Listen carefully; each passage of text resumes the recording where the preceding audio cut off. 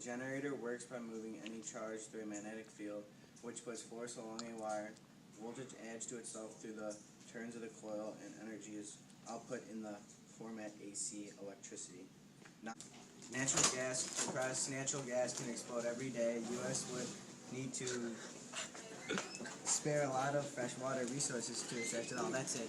That's just so positives for natural gas is 40% cleaner burning than coal.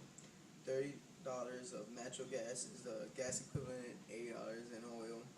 Very plentiful and can be delivered from a number of types of gas reservoirs located around the U.S. Formed deep under the earth about 100 million years ago, and these are more than 2.1 million miles of underground pipelines across the earth.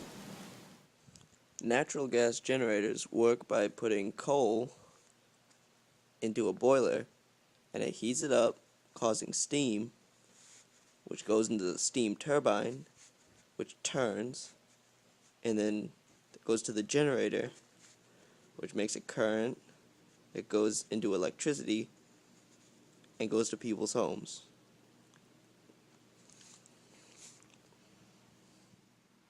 Let's see how electricity is generated from coal by taking a virtual tour of a coal-fired power plant, similar to those operated by First Energy. This plant has 3 generating units that produce more than 2,000 megawatts of electricity. At full capacity, this one power plant can produce enough electricity to supply the needs of 1.5 million homes and businesses. Generating electricity requires a fuel source. At this plant, the fuel source is coal, which arrives mainly by a barge, but also by rail and truck. Each barge delivers 1,500 tons of coal, enough to keep the plant running for a couple of hours. The plant uses about 21,000 tons of coal each day, so over 1 million tons of coal is stockpiled next to the plant.